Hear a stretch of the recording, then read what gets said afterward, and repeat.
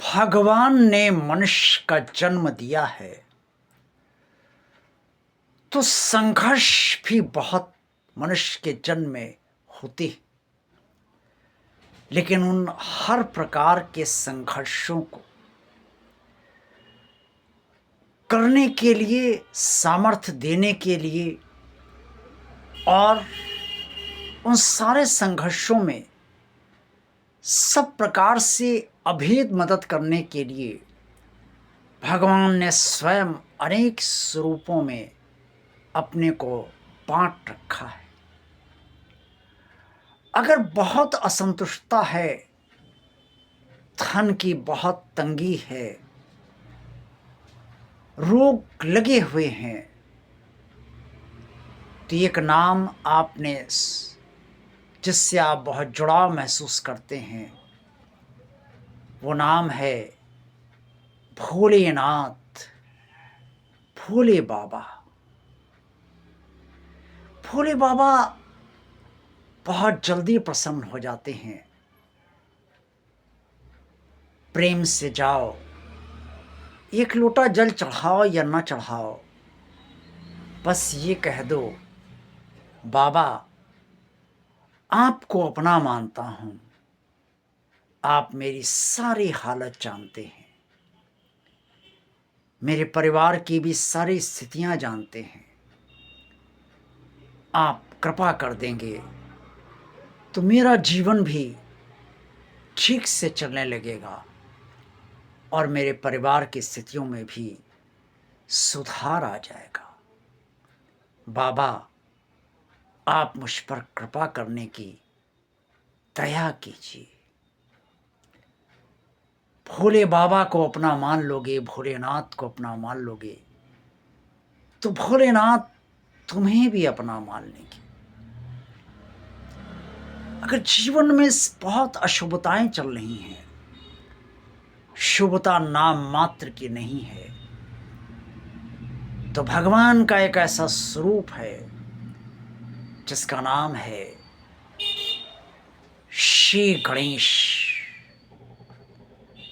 श्री गणेश का नाम समस्त शुभ कार्यों में सर्वप्रथम लिया जाता है। देवताओं में सर्वप्रथम वंदनीय श्री गणेश समस्त प्रकार की शुभता प्रदान करते हैं, अशुभता को समाप्त करते हैं और निर्विघ्न कार्य करते हैं। जब विघ्न आज आते हैं तो अशुभता के कारण आते हैं, और जब विघ्न नहीं आते हैं तो शुभता के कारण नहीं आते हैं। इसलिए भगवान गणेश जी को इसीलिए याद करा जाता है, उनका स्मरण करा जाता है हर शुभ कार्य में, हर मांगलिक कार्य में। यहाँ तक कि भागवत कथा में भी सर्वप्रथम भगवान गणेश जी की स्तुति की जाती है, ताकि भागवत कथा निर्विघ्न संपन्न हो। और मांगलिक कार्य में भी हमेशा भगवान गणेश जी को सर्वप्रथम स्मरण कराया जाता है, ताकि वो निर्विघ्न संपन्न। अगर किसी ऐसे कार्य को हम करना चाहते हैं जिसमें बहुत विघ्न है, पक खतरे हैं, जीवन भी संकट में फंस सकता है, तो श्री गणेशाय नमः का मंत्रोच्चार करके भगवान गणेश जी की स्तुति करते हुए, उनकी आरती गाते हुए हमें वो कार्य शुरू करना चाहिए। निर्विघ्न संपन्न भगवान गणेश जी की कृपा से ही होगा। अगर कोई रोग आपको हो गया है और आपके पास इलाज का पैसा नहीं है, और या है भी, और आप ये जानना चाहते हैं कि वो बिना दवा के, बिना डॉक्टर को दिखाए ठीक हो जाए, तो ऐसा कौन सा ईश्वरीय स्वरूप है जो इसे ठीक कर सकता है? हनुमान जी को तो सभी जानते हैं, लेकिन एक स्वरूप और है जो मेरे अपने व्यक्तिगत जीवन का अनुभव है, वो आज आपको बता रहा हूं। वो स्वरूप है 16 कलाओं से परिपूर्ण भगवान श्री कृष्ण जी का, भगवान श्री कृष्ण जी की रोज आराधना कीजिए। और जो पूजा में जल आप रखते हैं, भगवान श्री कृष्ण को भोग और जल अर्पण करने के बाद जितना भी जल बचे उस जल को आप पी लीजिए, भगवान कृष्ण का स्मरण करते हुए। जितने भी रोग आपके अंदर के हैं वो सब समाप्त होने लग जाएंगे और वही दवा हो जाएगी। अगर आपको चर्म रोग है तो स्किन पे लगाइए, खाल पर लगाइए, जहाँ जहाँ रोग है उस पे लगाइए, किसी भी अंग में शरीर के हो वहाँ लगाइए, वो ठीक हो जाएगा।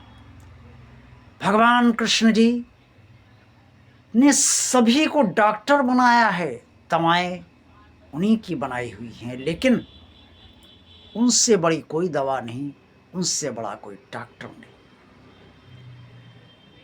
उनसे बड़ा कोई सर्जन नहीं है। मैंने अपने आध्यात्मिक जीवन में इस ईश्वरीय स्वरूप से यह सीखा है कि अगर सच्ची श्रद्धा, आस्था, विश्वास और समर्पण के साथ भगवान कृष्ण को तुम अपना मानते हो तो भगवान कृष्ण तुम्हारे सारे रोगों से तुम्हें निरोग कर देंगे, वो भी बिना किसी दवा की और बिना किसी डॉक्टर को दिखाए। लेकिन धैर्य होना चाहिए तुम्हारे पास, और समय तो लगता ही है। ये नहीं कि आज कहा तो कल ठीक हो जाएगा, कभी कभी महीनों लग जाते हैं। लेकिन अगर तुम दवा नहीं करोगे, डॉक्टर को नहीं दिखाओगे, तो भगवान कृष्ण तुम्हें पूरी तरह से ठीक कर देंगे। कृष्ण पर छोड़ा है तो डॉक्टर पर न मत छोड़ो, दवा पर के भरोसे मत रहो। इसी तरह से अगर ग्रहों को संतुष्ट करना है, ग्रह असंतुष्ट हैं, तो भगवान सूर्यदेव जी को संतुष्ट करो, जो ग्रहों के राजा हैं। वो संतुष्ट हो जाएंगे तो अन्य ग्रह भी उतने असंतुष्ट नहीं रह पाएंगे जितने कि वो रहना चाहते हैं या होना चाहते हैं। इसीलिए मैंने कहा कि भगवान ने मनुष्य के जन्म में जो संघर्ष दिए हैं, उन संघर्षों में मदद करने के लिए उसने स्वयं को कई रूपों में, साकार रूपों में अवतरित भी किया है, स्थापित भी किया है, ताकि वो अपने भक्तों की मदद कर सके। मदद भक्तों की ही होती है, अन्य किसी की नहीं। सकाम भक्ति में मदद नहीं होती, सकाम पूजा व्रत का सिर्फ फल मिलता है, भक्ति में मदद होती है। और यही भगवान और भक्त का गहरे संबंध का आधार बन जाता है। जय भगवान श्री कृष्ण जी, जय भगवान शिव जी। ओम नमः शिवाय।